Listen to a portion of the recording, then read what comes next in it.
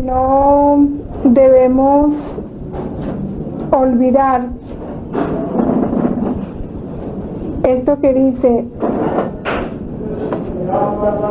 me ha hecho ver en medio de la iglesia una mesa y todos los escritos sobre la divina voluntad puestos encima. Muchas personas venerables rodeaban esa mesa y salían transformadas en luz y divinizadas. Y mientras caminaban, comunicaban esa luz a quien encontraban. Esto está en el volumen 16, en el capítulo 38. Y Jesús ha agregado: tú lo verás desde el cielo, verás el gran bien cuando la iglesia recibirá este alimento celestial que, fortificándola, la hará resurgir en su pleno triunfo. Y más adelante, en el mismo volumen 16, capítulo 38.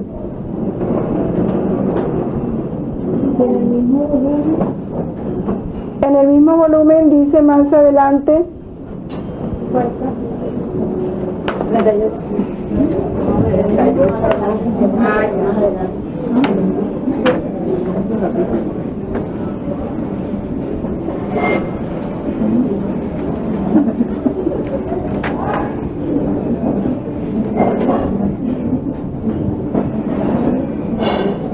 tú no puedes comprender todo el bien, la luz, la fuerza que hay dentro de una palabra, pero tu Jesús lo sabe y sabe a quién debe servir y el bien que debe hacer. ¿Qué capítulo es? Estamos hablando del volumen 16, capítulo 38. Bueno, hoy yo en mi omnividencia veo que estos escritos serán para mi iglesia como un nuevo sol que surgirá en medio de ella, y los hombres, atraídos por su luz deslumbrante, se aplicarán para transformarse en esta luz y salir espiritualizados y divinizados, por lo cual, renovándose mi iglesia, transformarán la faz de la tierra. El mismo capítulo que va con el catecismo, bueno, con lo que dice en el Apocalipsis de la nueva iglesia, la mesiánica, bien. La Nueva Jerusalén. Hoy vamos a tratar el tema de la fe, que comprende los numerales del catecismo del 142 al 197. También vamos a estudiar muy detenidamente, porque son preciosos, el capítulo 11 de los Hebreos, de la carta a los Hebreos, y el capítulo 4 de la carta a los Romanos. Ambos capítulos tienen el tema de la fe. Y en los volúmenes de Luisa, en el volumen 1, el capítulo 43, y del volumen 2, los capítulos 1, 26, 28, 43 y 73. Posiblemente en una clase no alcancemos a meditarlo, pero vamos a tratar de hacerlo lo mejor posible para profundizar este tema que es fundamental. Meditando nosotros suficientemente este tema, tendremos luz para todos los otros temas del catecismo.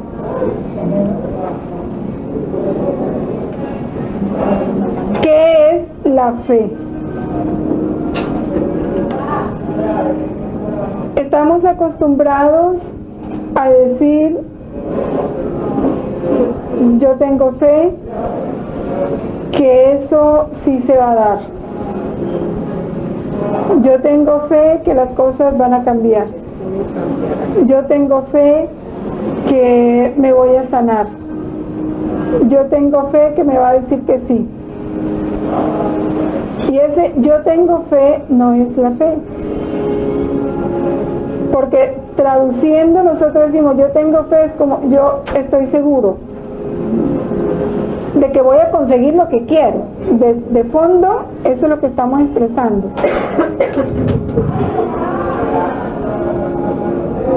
Pero estamos seguros de que por la fuerza de nuestra palabra, o por la fuerza de nuestra oración, o por la fuerza de nuestro deseo, las cosas se van a dar. Es que él se sanó porque tenía mucha fe. ¿Sí? Es que yo tengo fe que esta medicina sí me va a obrar. Es una mala interpretación de la fe. Porque de suyo, por eso mucha gente dice, no, hermanita, es que yo tengo fe. Yo tengo fe. Vea, yo creo en Dios. Pero en la vida nada que ver. ¿Qué es la fe? Sabemos toda la definición que hemos venido escuchando desde que estamos meditando toda esta doctrina de la divina voluntad, que la fe es la certeza de que Dios nos ama. El numeral 142 nos lo dice en otra forma. Dios invisible, o sea, nunca lo podremos captar por nuestros sentidos, habla a los hombres como a amigos, o sea, de igual a igual. Movido, ¿qué es lo que mueve a Dios a revelársenos? Su gran amor.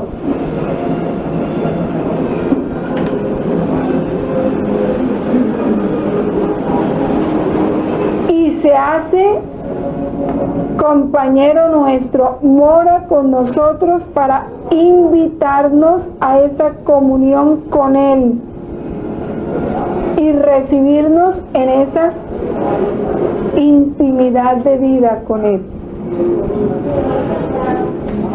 Cuando nosotros conocemos que Dios se nos revela por amor, que Dios mora entre nosotros y que nos está invitando a una vida de intimidad con Él, esas tres verdades que no las vamos a olvidar.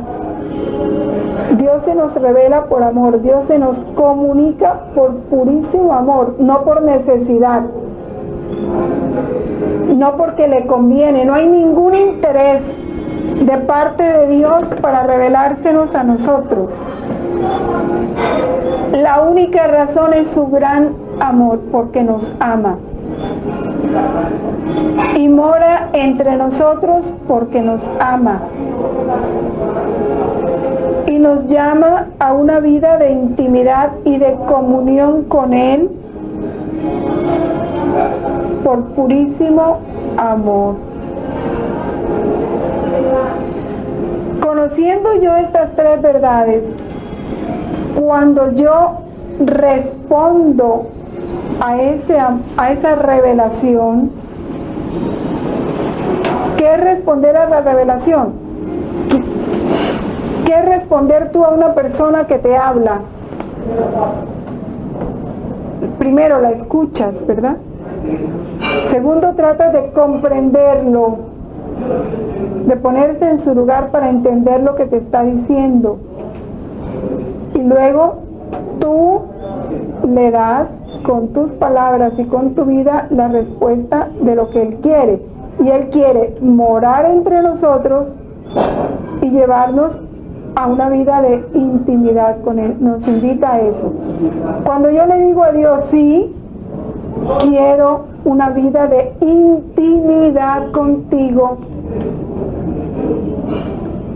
creo en lo que me estás diciendo, creo en tu amor, entonces estoy dando una respuesta de fe. Entonces sí puedo decir, creo en Dios. Tengo fe. De lo contrario, no. Porque yo decir que tengo fe, cuando estoy rezando con angustia, porque tengo miedo de que lo que pida no se me va a dar, ¿ahí hay fe? No hay fe. Hay un interés, pero no hay una fe, no hay una certeza de su amor. tres elementos no los vamos a olvidar. Ahora, la fe también tiene dos elementos importantes que se los explica Jesús a Luisa en el volumen 1.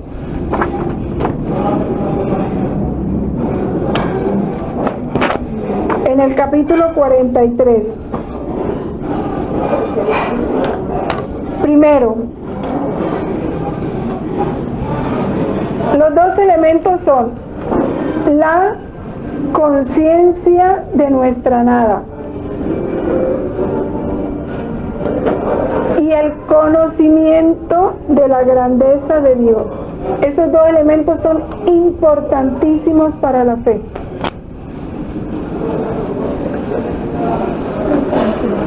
Dice Luisa, mientras me hablaba de la fe, sentía que se me infundía una tal vida de fe que mi alma, que era tan tosca antes de que Jesús me hubiera hablado, la sentía tan simple que era capaz de penetrar hasta en Dios. Luego miraba la potencia, la santidad, la bondad o algún otro atributo divino. Y transformado de tal forma mi alma en un mar de estupor decía: oh Dios omnipotente, ¿qué omnipotencia ante ti no queda deshecha? Santidad excelsa de Dios, ¿qué otra santidad, por cuanto sublime sea, se atreverá a comparecer en tu presencia? Bajando luego a considerar mi miseria y tocando mi nada y la nulidad de las cosas terrenas que ante Dios huyen como las sombras de niebla a la ráfaga del viento, yo no era más que un pequeño microbio. Dándome cuenta de esto, no me atrevía a encontrarme a la presencia de la tremenda majestad de Dios, pero su infinita bondad como un imán me atraía hacia Él, y en su infinita bondad mi alma exclamaba: oh, cuánta santidad, cuánta potencia y cuánta misericordia se encierra en Dios, quien nos atrae hacia Él con su equivalente bondad. Este juego entre la conciencia de la nada y el conocimiento de Dios es lo que maduran y activan la fe. ¿Por qué?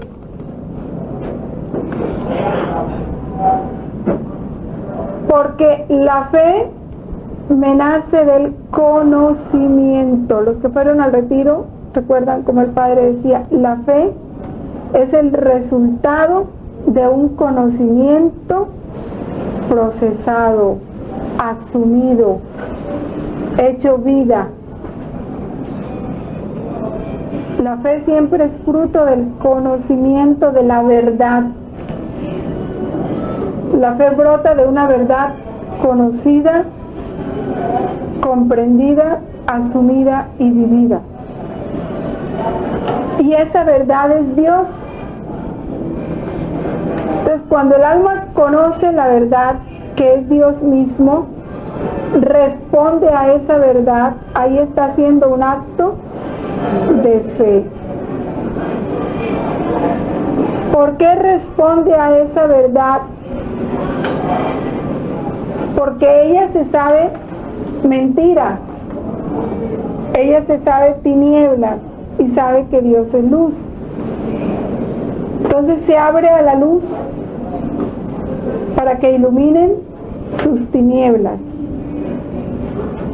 Pero cuando el hombre no se sabe tiniebla, ni se sabe nada, sino que se cree sabio y se cree capaz, entonces no se rinde ante la verdad, porque él cree que posee la verdad. Ese es el problema de la fe. Cuando no hay conciencia de la nada, viene el problema de la fe. Por eso el catecismo nos dice que Obedecer en la fe es someterse libremente a la palabra escuchada. Someterse, rendirse, abrazar esa verdad sin razonarla, sin discutirla, porque su verdad está garantizada por Dios, la verdad misma. Por eso la fe tiene esos dos elementos fundamentales. Cuando hay problemas de fe, es porque esos dos elementos están fallando, el conocimiento de Dios y el conocimiento de sí mismo.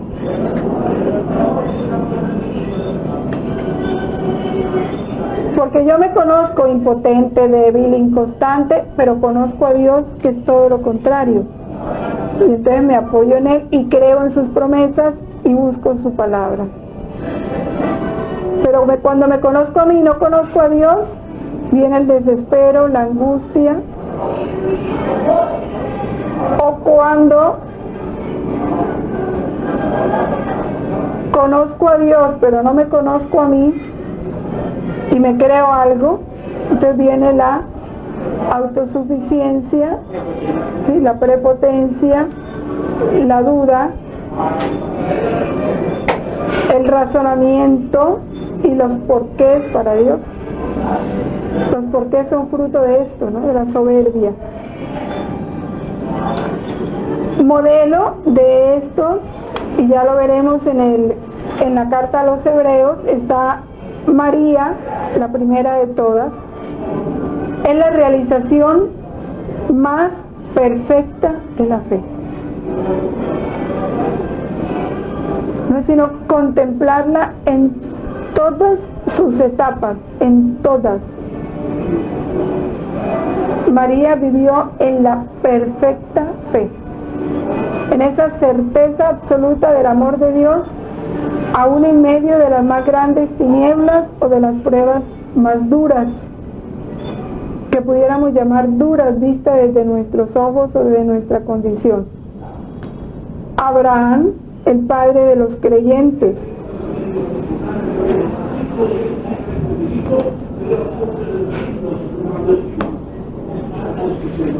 Abraham, sabemos todos que era un pagano.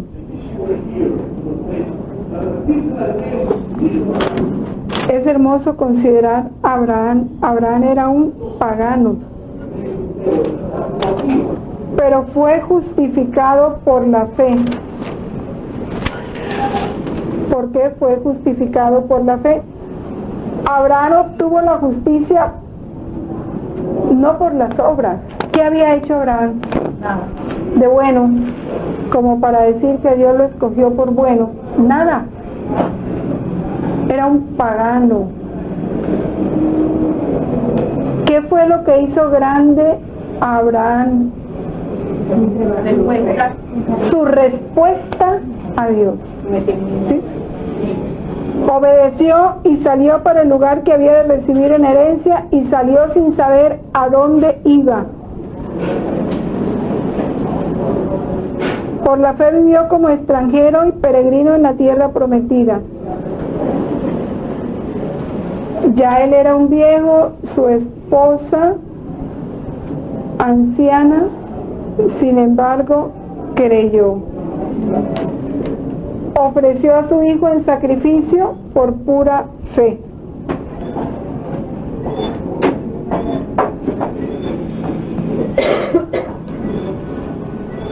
Por eso dice la carta a los Romanos: creyó Abraham en Dios y le fue reputado como justicia.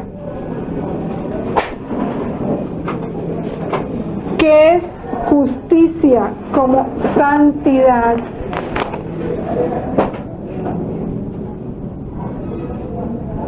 Le fue reputado como justicia. Le estaba dando a Dios lo que Dios merecía. ¿Qué merecía Dios? Una respuesta de fe. Un decir, creo porque tú eres la verdad, creo en tu amor, creo que tú no me engañas, creo que tú no me vas a provocar nada malo, creo.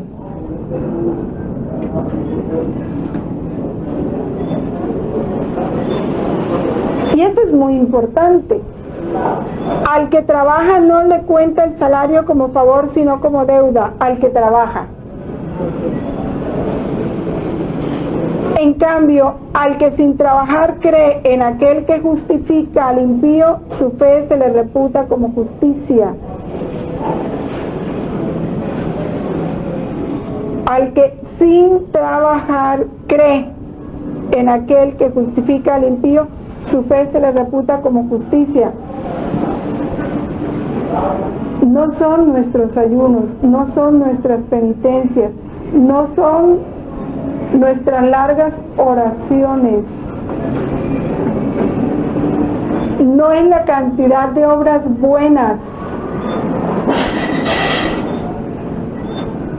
las que agradan a Dios, no es.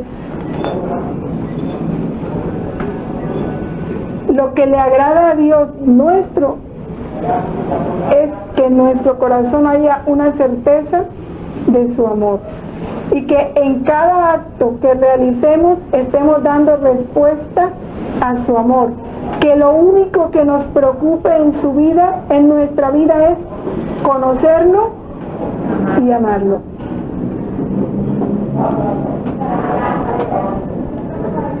No son nuestras obras.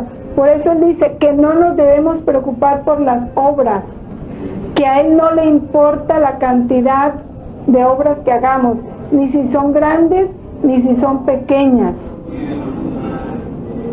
Lo que mira a Dios es la voluntad con que la hacemos.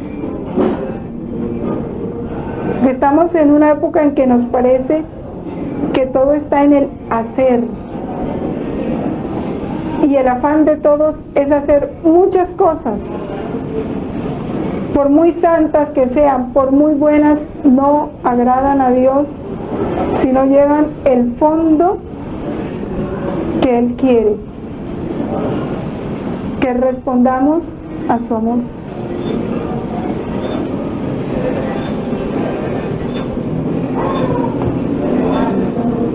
Bienaventurados aquellos cuyas maldades fueron perdonadas y cubiertos sus pecados. Dichoso el hombre a quien el Señor no imputa el pecado.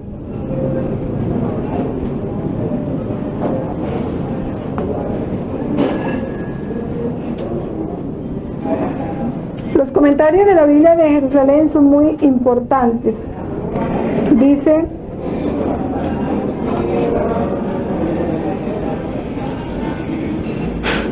Dios considera justo a Abraham sin que lo sea realmente, o bien en virtud de esta misma fe, Dios confiere gratuitamente a Abraham una justicia que éste no tenía cuando creía, o finalmente a los ojos de Dios, y por lo tanto verdaderamente la fe se confunde con la justicia. La fe se confunde con la justicia. Esta es la vida eterna, que te conozcan.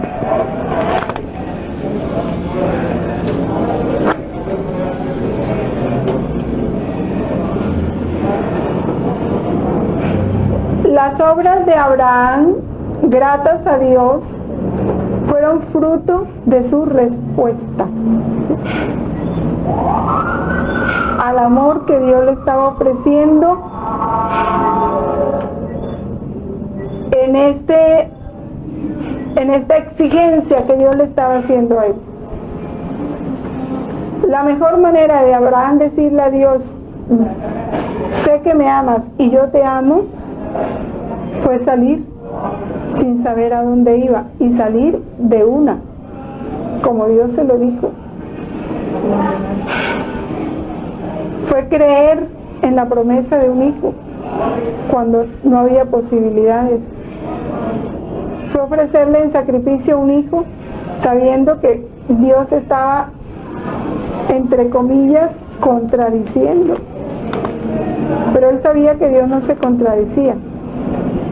En el fondo de su ser encontraba en esa orden que Dios le daba un gesto de amor, y él estaba respondiendo a ese gesto de amor de igual manera, con un te amo hecho en obras,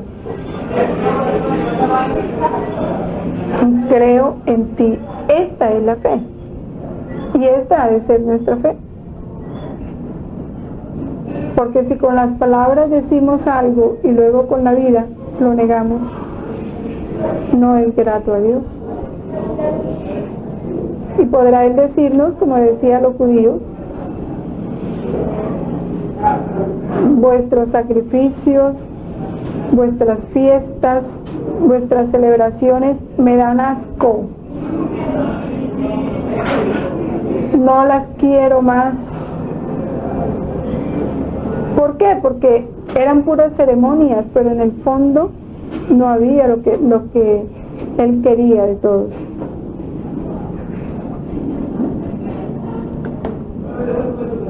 La fe es garantía de lo que se espera. Es tener la seguridad de lo que se nos promete, la prueba de las realidades que no se ven.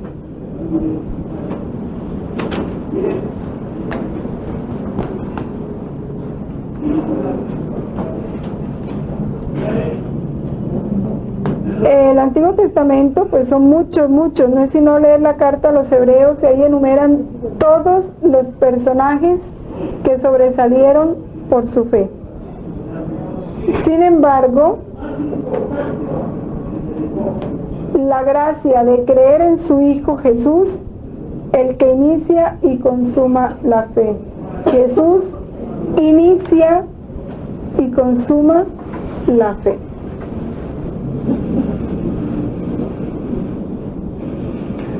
Porque toda la fe del Antiguo Testamento iba encaminada a la fe en Cristo.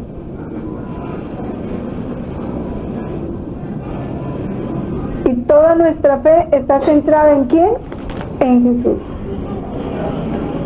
Quien me ve a mí, ve al Padre.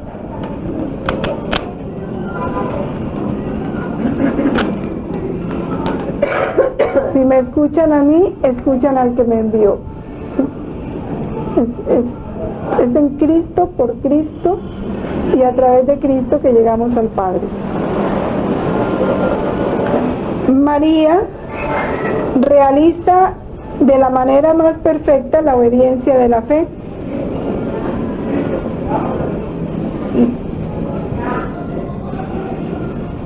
Ese yo soy la esclava del Señor, hágase en mí según tu palabra.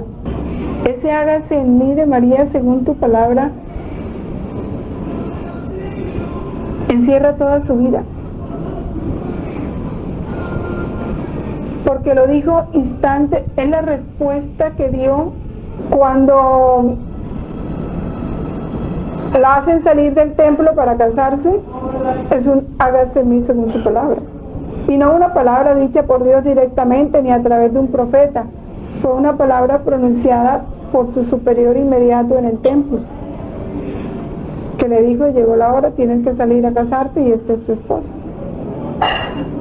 Y ese hágase en mí según tu palabra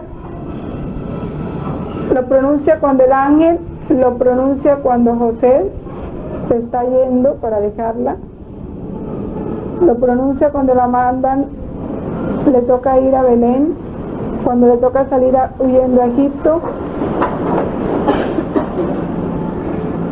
cuando tiene que circuncidar a su hijo, cuando se le pierde en el templo, en todos los momentos, porque para María una circunstancia era palabra de Dios.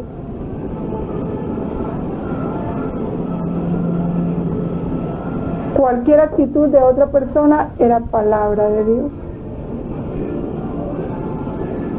No era solo esa palabra material, era todo para ella la palabra de Dios. Y ese hágase de ella tiene que ser el hágase de nosotros. Por eso Isabel le dice: dichosa la que ha creído que se cumplirían las cosas que le fueron dichas de parte del Señor.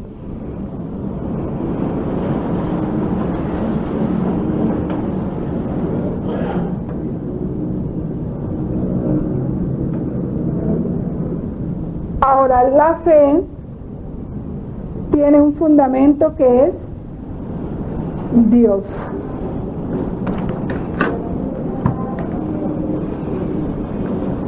creer solo en Dios. La fe es solo Dios.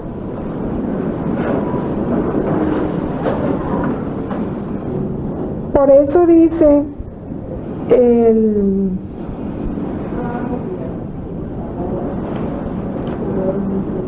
Jeremías 17, del 5 al 6. Vamos a leerlo y verá que es bien interesante.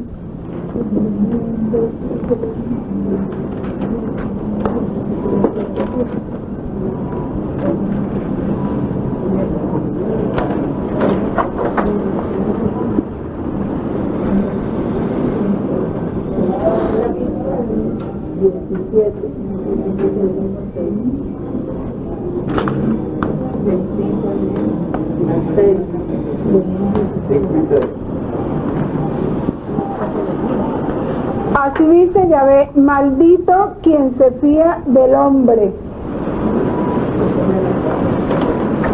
y hace de la carne su apoyo, y de Yahvé se aparta en su corazón. Es como el tamarisco en la Arabá, y no verá el bien cuando viniere. Vive en las sequedades del desierto, en saladar inhabitable. Bendito quien se fía de Yahvé, pues no defraudará Yahvé su confianza.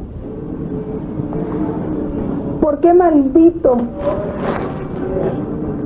el que confía en el hombre? Porque la verdad es Dios, no el hombre. Y la confianza que pudiéramos tener en una persona debe ir en relación a Dios. Es como decir: Señor, confío, voy a dar el sí apoyado en ti.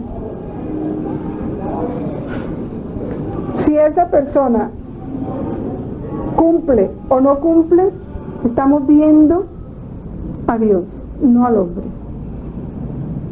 Si yo doy un sí, no es apoyado en el hombre, debe ser apoyado en Dios, sabiendo que de lo que allí resulte será lo que Dios quiere para mí. Por eso, en los compromisos, cojamos el más fuerte, que es el de la pareja en el matrimonio. La confianza y el juramento se hace apoyado en Dios. Y el tú creer que Él te va a ser fiel, no es por Él, es por Dios. Por eso, si la pareja no está apoyada en Dios, difícilmente pueden cumplir lo que se juraron. Pueden estar juntos, pueden vivir en la misma casa, pero no hay esa correspondencia ni esa fidelidad, porque solo Dios es el fiel, solo Dios es verdad, solo Dios es firme, solo Dios. El hombre es mutable, el hombre es inconstante, el hombre es mentiroso. Eso es lo normal en nosotros. Por eso, maldito el hombre que pone su confianza en otro hombre, que busca en la carne su apoyo. Y es ridículo para nosotros los católicos cuando estamos poniendo nuestras esperanzas, sean económicas, sean profesionales, sean en un político, en una palanca, ¿en qué andamos? Y esto es palabra de Dios. ¿Dónde está nuestra fe? Ahí sí sería la pregunta: ¿dónde está nuestra fe? La fe, debemos creer solo en Dios, debemos creerle solo a Dios.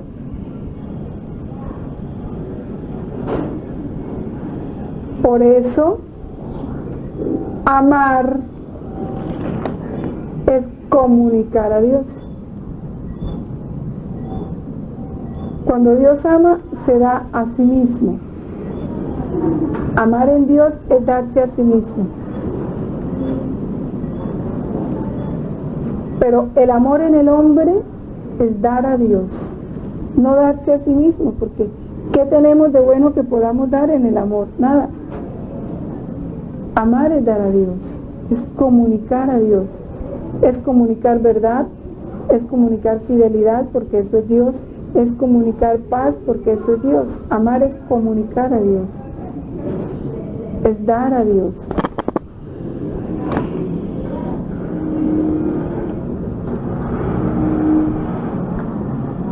Al creer en Dios, Dios trino, uno y trino, automáticamente se da nuestra fe en el Padre, en el Hijo y en el Espíritu Santo. No podemos desmembrar, ¿no? Decir, yo creo en el Padre, pero yo no creo en el Hijo, yo creo en el Hijo, pero yo no creo en el Espíritu Santo. Es una fe mutilada. En otras palabras, no es fe. Porque si fe es darle la respuesta de amor a ese Dios que se me revela por amor, yo tengo que creerlo en su plenitud. Y si meditamos su palabra, toda la palabra de Dios nos habla de la Trinidad, Dios Padre, Dios Hijo y Dios Espíritu Santo. Ahora se están dando muchos grupos en que mutilan, no creen en el misterio de la Trinidad. Entonces creen en el Padre, pero no creen en el Hijo ni en el Espíritu Santo, o creen en el Espíritu Santo a su modo. No, la verdad es una. Y no permite acomodamientos.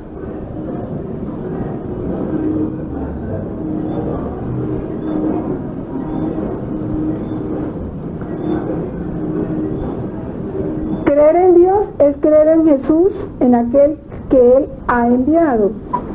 Y no se puede creer en Jesucristo sin tener parte en su Espíritu. Nadie puede decir Jesús es Señor sino bajo la acción del Espíritu Santo.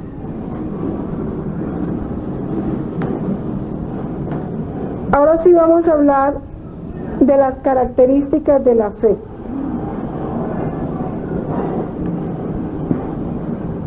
Lo primero, la fe es una gracia. ¿Pero qué es la gracia?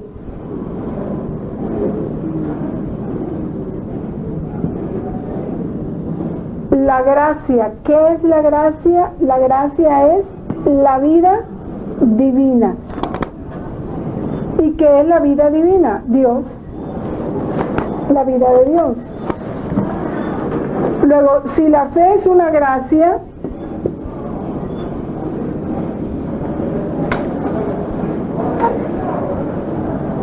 la fe es la vida misma de Dios en mí. Ese don de la fe que Dios me infunde en el bautismo es Él mismo, que se me da, porque Dios no nos da, Dios se nos da siempre. Cuando decimos Dios nos da la fe, estamos diciendo Dios se me está dando como fe. Porque si la fe es gracia y la gracia es la vida misma de Dios, es Dios mismo que se comunica.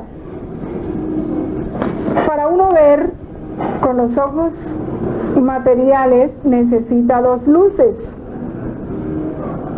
La luz externa y la luz interna. Si mis ojos están buenos, o sea, hay luz interior, pero no hay luz externa, yo no veo. Así tenga luz interior.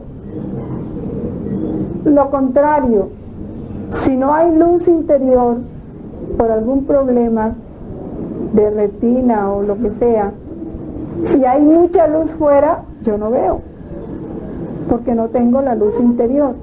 Eso que pasa en los en el mundo de lo material pasa con los ojos del alma. Dios es la luz interior que se llama fe, se me da como luz interior, Él mismo. Yo soy la luz.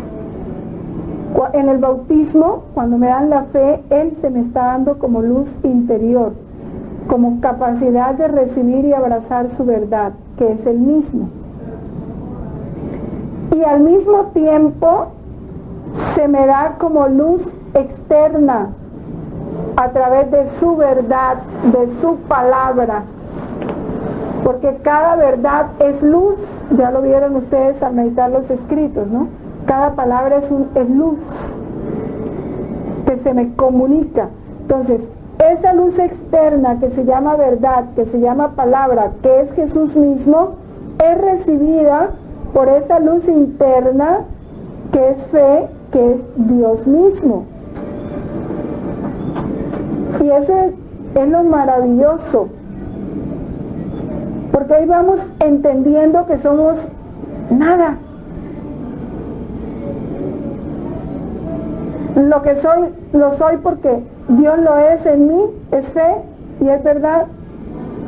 Si Él no se me diera como fe y no se me diera como verdad, nada podía suceder en mí a raíz de este conocimiento y de estas verdades. Por eso en el volumen 2, Él se define así: la fe es Dios.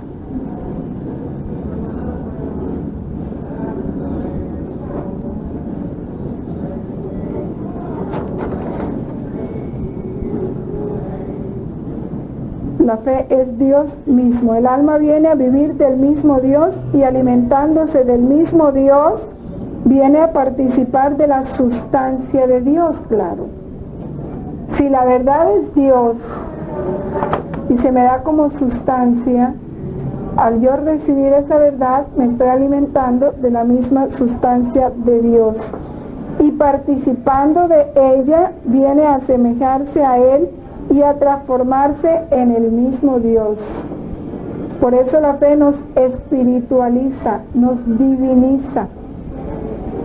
Lo que leíamos al principio, ¿no? Esos escritos, cuando Jesús le muestra a Luisa una mesa con los escritos de la divina voluntad, y que muchas personas se acercan a esa mesa y salen espiritualizadas y divinizadas, porque están al contacto de esa sustancia divina que es la verdad, que es Dios mismo. Entonces, si yo como a Dios, me transformo en Dios, no hay más.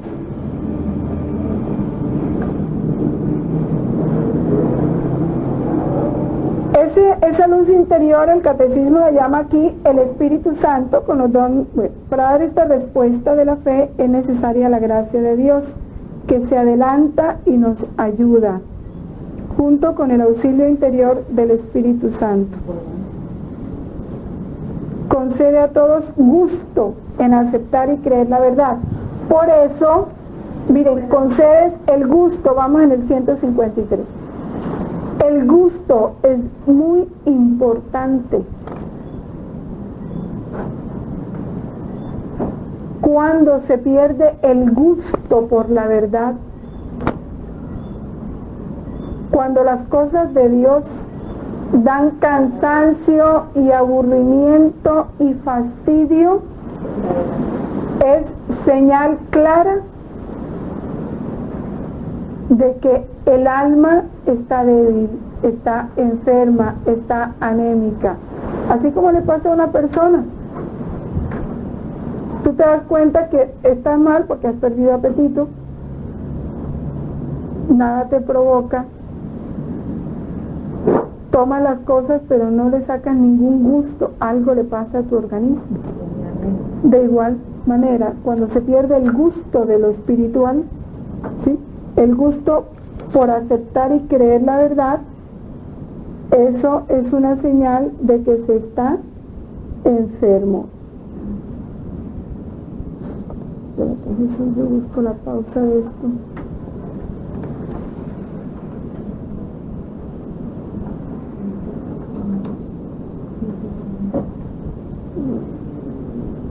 no la encuentro. A ver, ¿qué vas a decir, Jesús? Hermana, y en esos entonces no puede ser por ejemplo en situación de noche oscura o de privación también. Pero no se pierde la voluntad de conocer la verdad. Se pierde el gusto sensible, pero no el gusto espiritual. Bueno. Esta fe también es un acto humano. ¿Por qué es un acto humano? Porque requiere de nuestra libertad y de nuestra disposición, de nuestra inteligencia. Dios no impone su fe. Porque además de los auxilios interiores que Dios nos da, el hombre necesita poner su inteligencia y su libertad para creerle a Dios, para depositar la confianza en Dios y adherirse a las verdades por Él reveladas.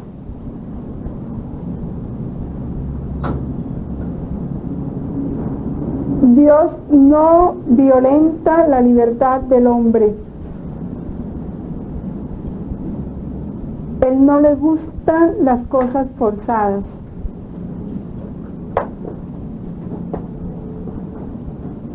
Dios espera nuestra sumisión plena pero libre para nosotros entrar en esa comunión con Él.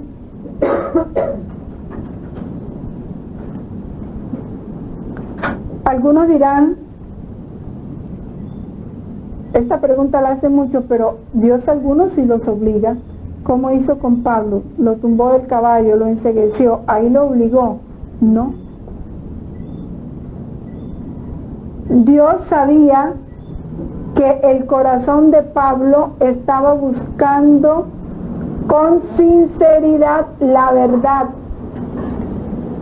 Lo que pasa es que no la había conocido. Por eso el mismo Pablo dice más adelante en una de sus epístolas, la verdad sale al encuentro del que la busca.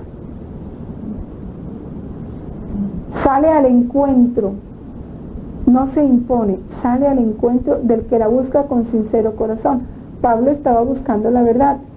En su corazón había rectitud.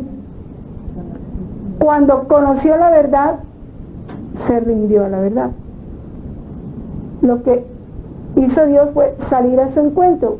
En su sabiduría infinita, ese era el mejor modo de salir al encuentro de Pablo. Y así lo hace con cada uno de sus hijos.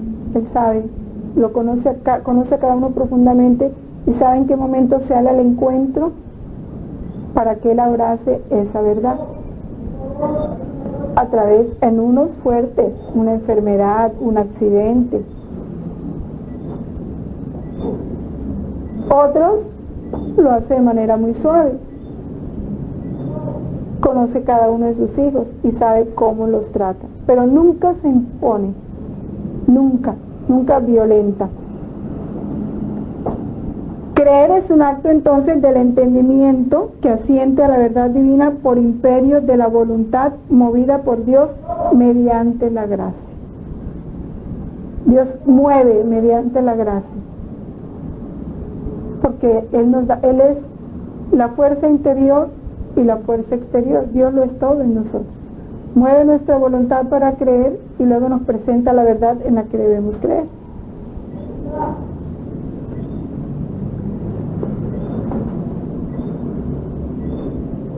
El motivo de creer no radica en el hecho de que las verdades aparezcan como verdaderas e inteligibles a la luz de nuestra razón. No es necesario entender para creer.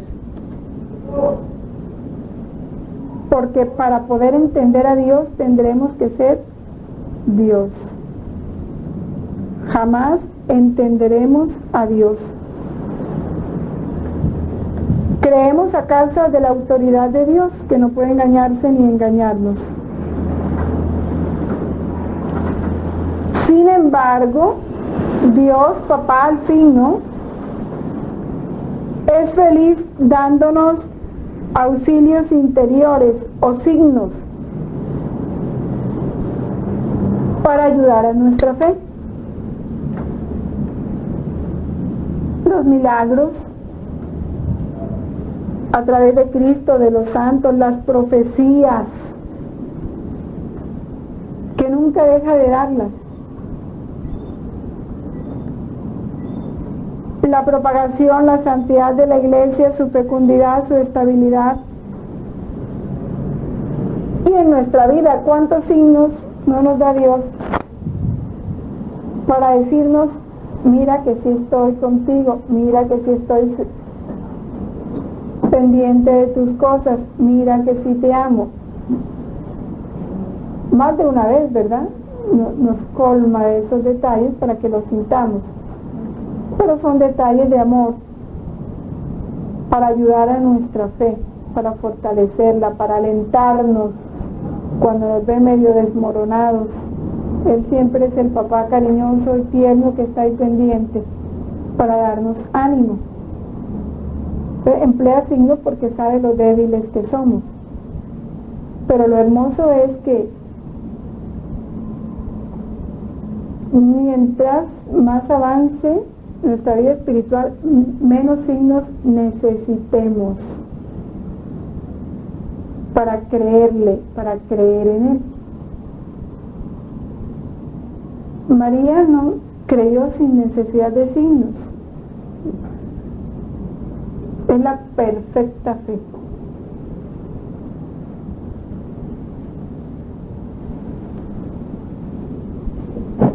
La fe es cierta porque se funda en la palabra misma de Dios que no puede mentir.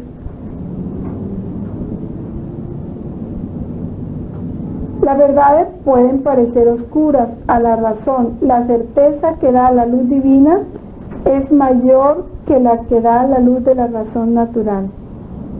10.000 dificultades no hacen una sola duda.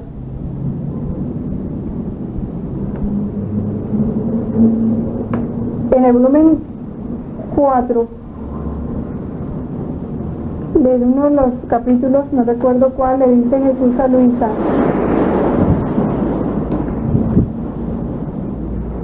que Él le encantan las almas sencillas y humildes, porque no se escandalizan de sus modos, del modo que Él usa con las almas. Y luego en el 6, creo que en el 6,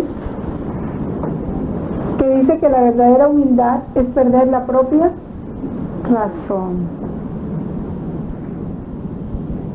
Perder la propia razón. Es esto. La certeza que da la luz divina es mayor que la de la razón natural. Es creer eso. Yo soy oscuridad, Dios es luz. ¿Qué me voy a poner a razonar yo las verdades de Dios? Las creo y se acabó. Como cree un niño lo que le dice la mamá. ¿Qué niño se pone a razonar en lo que le dice la mamá? Por eso se le puede mentir y el niño es feliz con la mentira, ¿verdad? Ni se inquieta por pensar que le dijiste mentir. Tú te ríes porque te creyó. Así toca ser con Dios, creerle sin razonar. Esa es la verdadera humildad. O sea, ese es conocerme a mí mismo, tener la certeza de quién soy yo. Cuando yo pierdo mi propia razón para adquirir la razón divina, entonces puedo decir que soy humilde, puedo decir que creo, que he rendido mi inteligencia y mi voluntad a la verdad. Y la verdad es esa: yo sé que Dios me ama.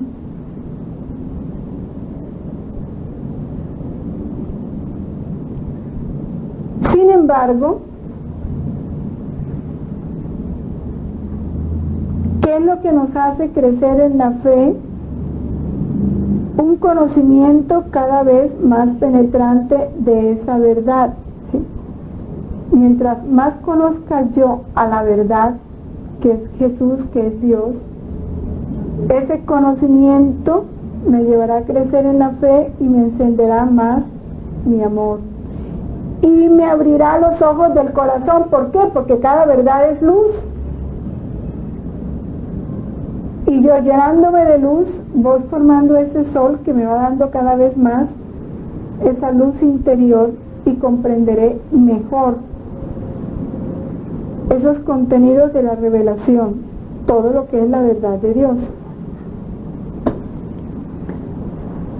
Es el Espíritu Santo el que va perfeccionando esta fe por medio de sus dones. Vamos en el 158. Lo que pasa es que yo no voy letra tras letra porque no. Dice San Agustín: creo para comprender y comprendo para creer mejor. Pero ese comprender, más que una comprensión intelectual, es una comprensión del corazón. Es un meditar la verdad, es un dejar que la verdad me posea. Más que poseerla, es dejar que ella me posea, que se haga vida en mí, que se encarne en mí. Porque de eso se trata. Jesús, palabra eterna, cuando se nos da para transformarnos en Él. Se nos da como palabra y se nos da como pan, para ir tomando posesión de nosotros y transformarnos en Él. Entonces nos toca más bien dejar que la verdad nos posea, se haga vida en nosotros. Sabiendo nosotros que la verdad es Dios, ¿y qué son las ciencias? ¿De dónde nacieron las ciencias?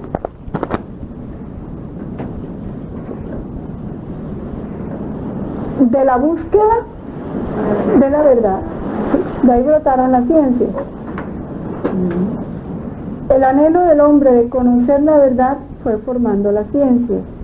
Luego no tiene por qué reñirse la fe con la ciencia. Porque si la fe es Dios y Dios es el autor de la ciencia, ¿cómo va a haber contradicción, oposición entre la fe y la ciencia? Esa contradicción ha sido un invento del hombre soberbio que no quiere aceptar la verdad de Dios.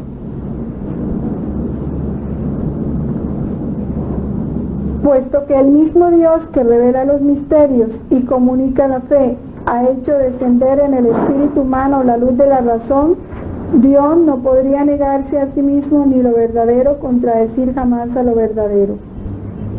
Por eso la investigación metódica en todas las disciplinas, si se procede de un modo realmente científico y según las normas morales, nunca estará realmente en oposición con la fe. Miren las condiciones. Porque las realidades profanas y las realidades de fe tienen su origen en el mismo Dios. Pero las condiciones, proceder con un modo realmente científico y según las normas morales. El problema de la ciencia ahora es que no procede según las normas morales. El hombre quiere hacer sus propias normas y no le importa pisotear las normas de Dios. Y por eso ahorita están jugando tanto con ese germen de vida que Dios puso en el hombre y en la mujer. Para ellos determinar el sexo, para ellos escoger la calidad de hijo que quiere, si blancos, si morenos, si de ojos azules, si de ojos verdes. Es jugar, es manipular algo tan grande como es el abandonarse a la voluntad de Dios. Y así todos los inventos ridículos y tan, no sé cómo decir, que se están dando ahora en la ciencia a todo nivel, ¿no? Quien con espíritu humilde y ánimo constante, miren, espíritu humilde y ánimo constante se esfuerza por escrutar lo escondido de las cosas, aún sin saberlo, está como guiado por la mano de Dios, que sosteniendo todas las cosas hace que sean lo que son. Es la mano de Dios la que ha guiado a todos los científicos. Todo lo que han descubierto es porque Dios los ha conducido a esa verdad. Él les ha dado la sabiduría, Él ha sido luz interior y luz exterior para todos ellos. Porque Él es la verdad. En cualquier campo, Él es la verdad. En la medicina, en la astrología, en las ciencias minerales, en las ciencias políticas, en todo. Dios es la verdad. En la medicina, en todo. Por eso digo que cuando las noticias en el reino tendrán otro sentido. Ya no vamos a decir fulano de tal descubrió, sino Dios nos regaló tal cosa a través de fulano de tal. Dios condujo a fulano de tal a descubrir tal cosa, ¿no? Ya miremos las cosas diferentes. Ya el hombre no buscará la vanagloria, ni la fama, ni los aplausos. Ya solo se buscará la gloria de Dios y la alabanza a Dios, que a través del instrumento que haya sido nos regaló eso, un conocimiento más de la verdad, un descubrimiento más de los tantos bienes que Él nos ha regalado en la creación.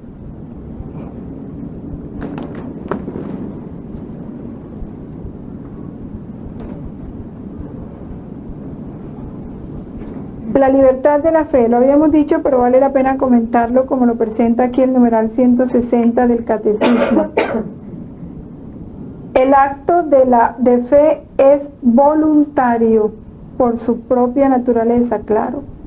Si es una respuesta libre a Dios que me ama, si es un creerle, tiene que ser algo voluntario. Dios llama a los hombres a servirle en espíritu y en verdad. Por ello quedan vinculados por su conciencia. La conciencia es esa voz de Dios, esa voz que Él dejó de sí en nosotros, allá en el fondo de nuestro ser, y que no deja de resonar nunca, porque Él es palabra eterna. Pero no nos coacciona.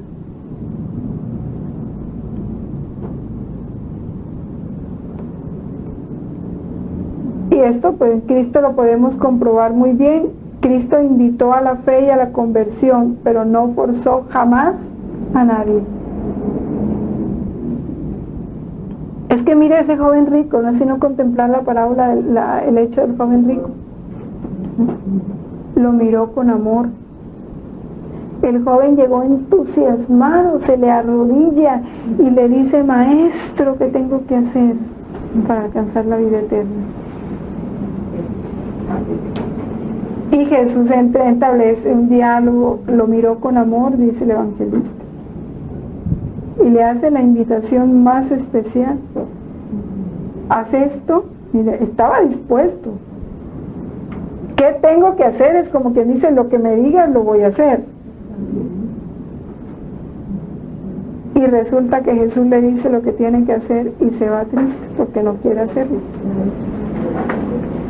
Era para que Jesús ahí mismo le hubiera dicho, lo hubiera regañado, le hubiera dicho: y entonces ¿para qué viniste? Y entonces ¿por qué?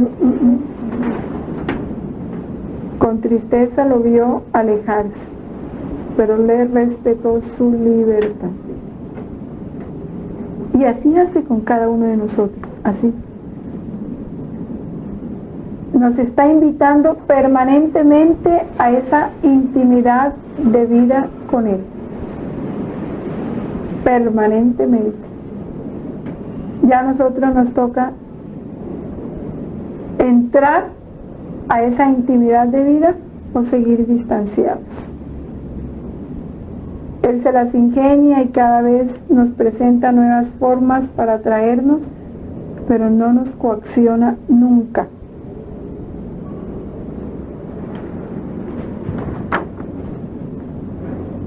La fe es una necesidad.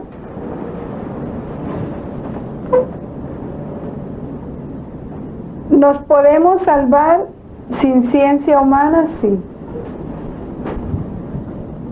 Sin saber leer y escribir, sí. Sin tener los sentidos, sí. Que fuéramos ciegos, sordos, mudos, sí. Pero sin la fe no nos podemos salvar. Sin la fe es imposible agradar a Dios.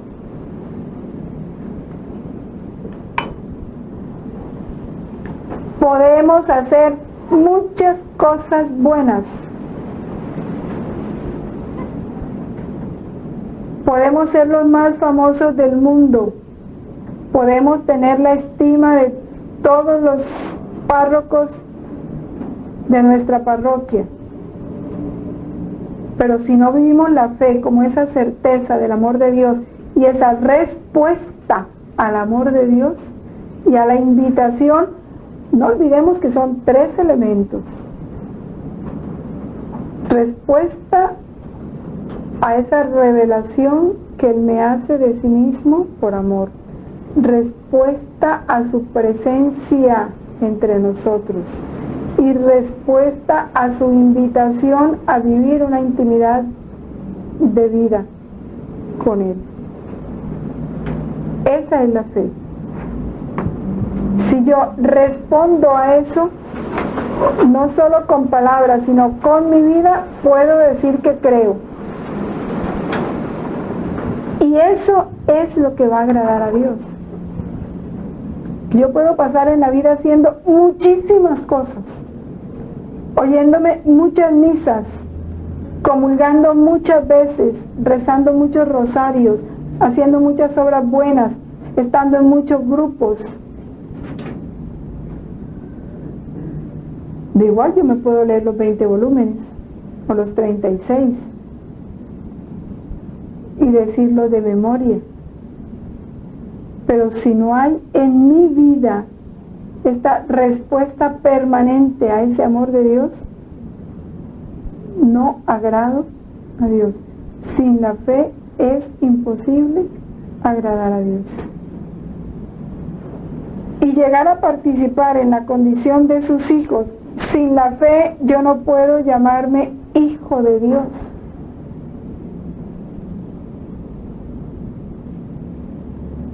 Ya sabemos por qué Él dice, ahora vamos entendiendo mejor, por qué Él dice en los salmos de las alabanzas, que sus únicos hijos son los que viven en su voluntad, que los otros no son hijos, sino ladrones, extraños. ¿Por qué? Porque solo el que cree en su amor y responde permanentemente a su amor puede vivir en su voluntad. Porque es capaz de dejar que su voluntad reine, porque sabe que su voluntad es amor. Pero el que no conoce ni confía en ese amor, ni se sabe nada, vive una vida sordo al amor de Dios, ciego al amor de Dios, mudo al amor de Dios, disfrutando del amor de Dios, pero sin saber que es amor de Dios y sin responder a su amor, como en pura voluntad humana, en un puro egoísmo, porque no hay fe, no hay fe. Esa es la que nos hace participar en la condición de sus hijos. ¿Por qué nos hace? Porque es la fe la que nos hace sentir a Dios papá. Porque es la fe la que me lleva a portarme como hijo. Es la fe la que me lleva a verlo en todo, a descubrirlo en todo.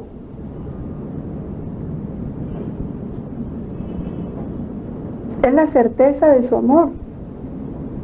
la que me hace sentirlo. Nadie es justificado sin ella. Y nadie, a no ser que haya perseverado en ella hasta el fin, obtendrá la vida eterna.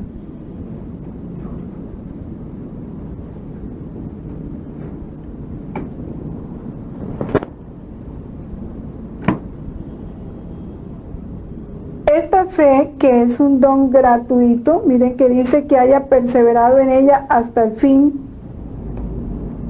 Este don inestimable podemos perderlo. Por eso San Pablo le dice a Timoteo que combata el buen combate de la fe. O sea, tienes que estarla defendiendo permanentemente, conservando la fe y la conciencia recta. Algunos, por haberla rechazado, naufragaron en la fe. Por haber rechazado, ¿qué? La conciencia recta. La rectitud es muy importante, que la rectitud es fruto de la fe. Una persona no puede decir que cree si está haciendo lo que desagrada a Dios. Porque ¿cómo dice que cree? No puede. Para vivir, crecer y perseverar hasta el fin en la fe, miren las condiciones que nos da el catecismo. ¿Qué debemos hacer? Primero, alimentarla con la palabra. Ese alimentarla con la palabra tiene algo que lo que hemos venido, es el conocimiento. La fe, para vivir, crecer y perseverar en la fe, necesitamos el conocimiento de la verdad. Conocer esa palabra, conocer a Dios que se me revela. Y ya sabemos la fuente de la revelación, que ya lo estudiamos anteriormente. Si no conocemos, no podemos ni vivir, ni crecer, ni perseverar en la fe. Pedir al Señor que la aumente, pero ya Él nos ha dicho cómo la aumenta, ¿no?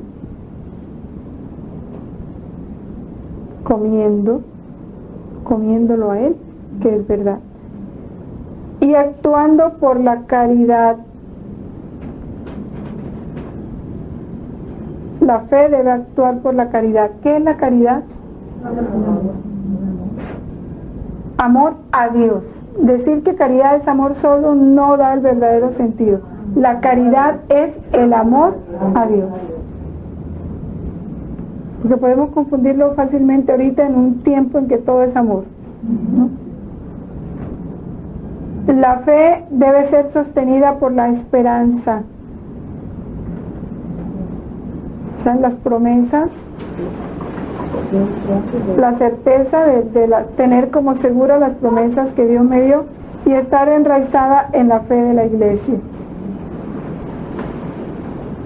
Yo no puedo tener una fe personal. Mi fe tiene que estar enraizada en la Iglesia. ¿Por qué?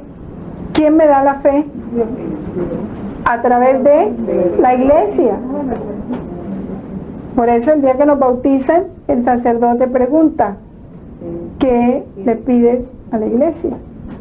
La fe. Es la Iglesia la que nos da la fe. Por eso nuestra fe está enraizada en la Iglesia.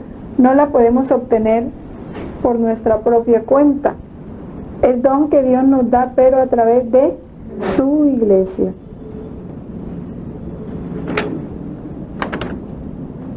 La fe es el comienzo de la vida eterna.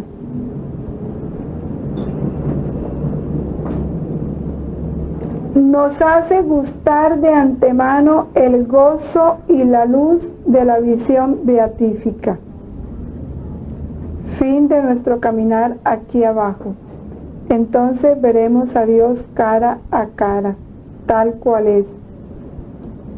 nos hace gustar de antemano el gozo y la luz, claro. Porque ¿a través de qué vemos a Dios en todo? A través de la fe. La fe nos abre los ojos del alma para ver a Dios en todo, para traspasar los velos. Dios siempre se manifiesta a través de velos. El velo de las circunstancias, el velo del dolor, el velo de las actitudes de los demás, el velo de las palabras de los demás. Siempre Dios se me manifiesta a través de velos. Su palabra llega a mí velada. Es la fe la que me hace romper esos velos y ver a Dios detrás de esos velos. No detenerme en los velos, sino descubrir a Dios a través de los velos. Cuando yo empiezo a descubrir a Dios a través de los velos y a relacionarme directamente con Dios a través de lo que sea, ya estoy empezando a experimentar el gozo y la luz de la visión beatífica, porque los bienaventurados, los que están en la visión beatífica, están viendo a Dios sin velos.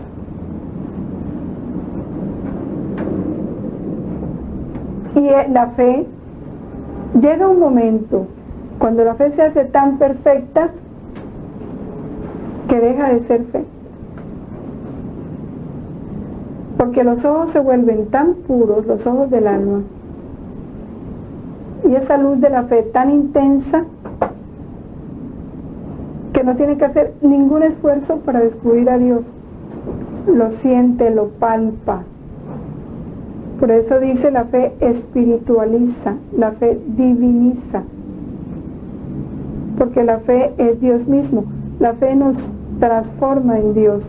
Es pues el comienzo de la vida eterna. Es como si poseyéramos ya las cosas maravillosas de que nuestra fe nos asegura. Ahora, dice San Pablo, caminamos en la fe y no en la visión, y conocemos a Dios como en un espejo de una manera confusa.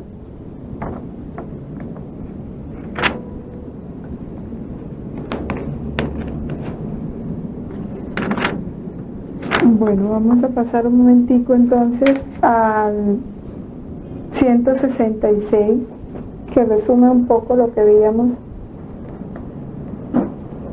que es un acto personal, una respuesta libre a la iniciativa de Dios que se revela. No es un acto aislado. Yo no puedo creer sin ser sostenido por la fe de los otros, y por mi fe yo contribuyo a sostener la fe de los otros. Es la iglesia, porque la iglesia me da lo primero, que es el germen, ¿no? Para obtener la fe es necesario creer. Sin la creencia no se puede dar la fe. Entonces decimos, ¿y cómo nos dieron la fe si no creíamos? Claro. ¿A raíz de quién recibimos nosotros la fe? De la creencia de nuestros padres.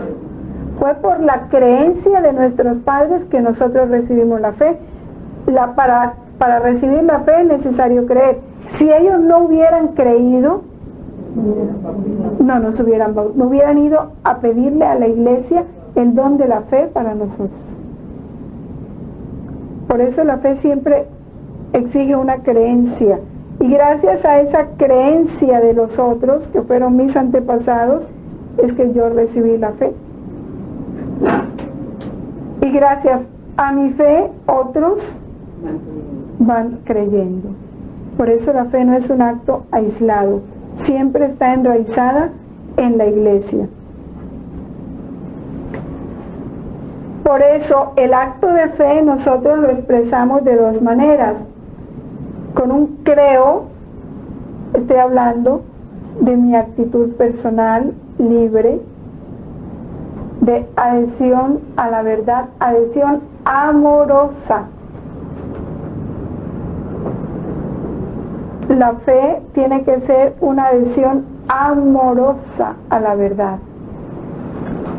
O cuando decimos con la iglesia creemos, entonces ya se está hablando de ese cuerpo místico que somos todos los bautizados. Ese creemos es la fe de la iglesia confesada por los obispos reunidos en concilio, o la iglesia en general.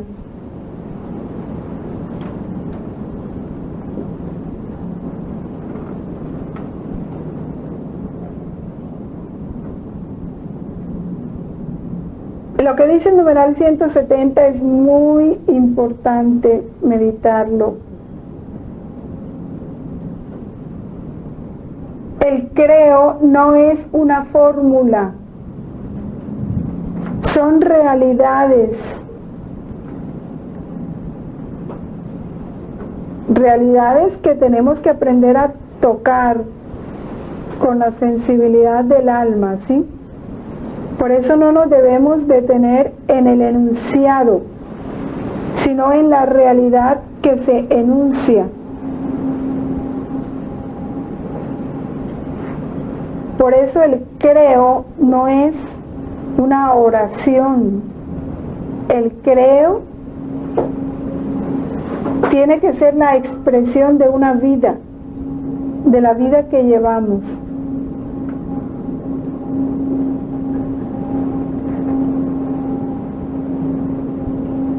Como una madre que enseña a sus hijos a hablar y con ello a comprender y a comunicar, la Iglesia, nuestra Madre, nos enseña el lenguaje de la fe para introducirnos en la inteligencia y en la vida de la fe.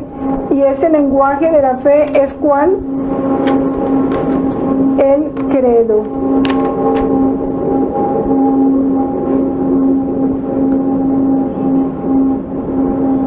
Este credo, ¿de dónde salió? Hay dos credos, dos fórmulas, que es el símbolo de la fe, ¿no? El credo es el símbolo de la fe, la síntesis de las verdades. Al comienzo del cristianismo, cuando los catecúmenos,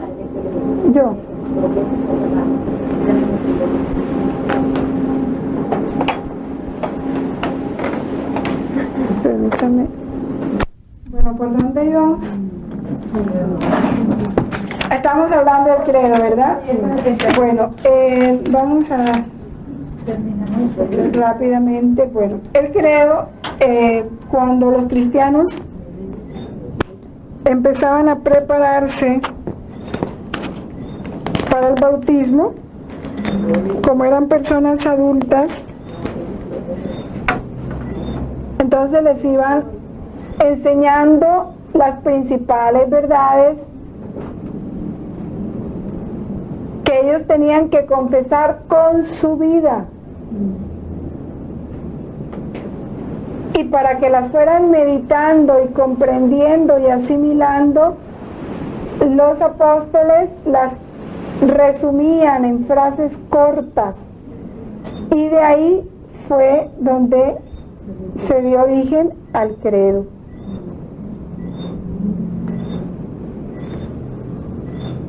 Así que no era una oración propiamente, ¿no? Era una profesión de fe. Se hizo la primera fórmula que se llama el credo romano,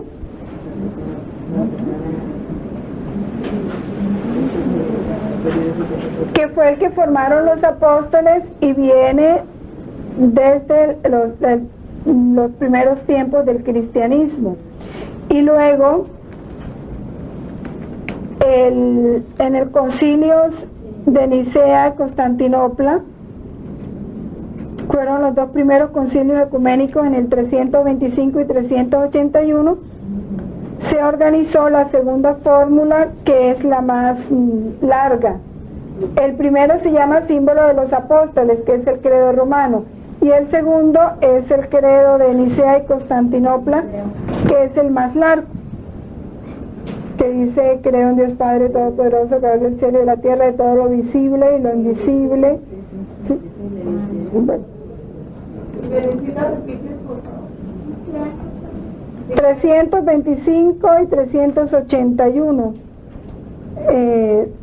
como fruto de los dos primeros concilios ecuménicos. Este credo de Nicea y Constantinopla es común a las dos iglesias de Oriente y Occidente. ¿Por qué?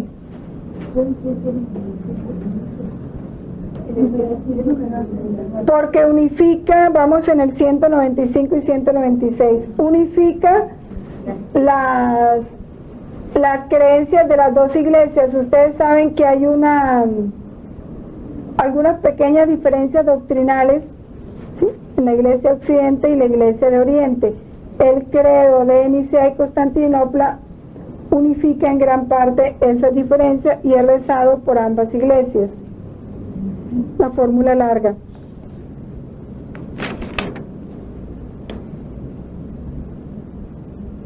El credo está fundamentado en la Santísima Trinidad. Si nos ponemos a meditarlo, ¿sí?, se profesan las verdades del Padre relacionadas con el Padre, luego las verdades relacionadas con el Hijo, luego las verdades relacionadas con el Espíritu Santo. Y la iglesia, que es la prolongación de esta obra en la tierra. La primera persona, obra de la creación; la segunda, el misterio de la redención; y la tercera, fuente y principio de nuestra santificación. En el numeral 197 dice algo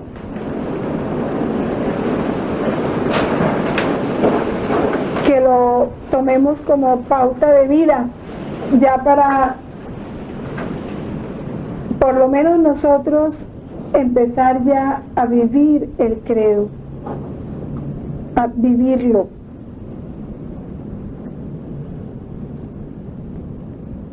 Como en el día de nuestro bautismo, cuando toda nuestra vida fue confiada a la regla de doctrina, acojamos el símbolo de nuestra fe que da la vida.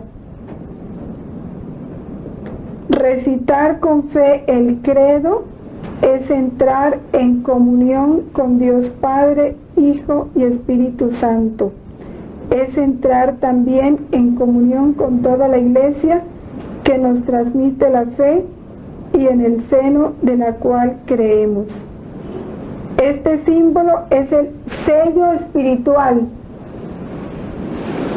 es la meditación de nuestro corazón, el guardián siempre presente, es con toda certeza el tesoro de nuestra alma.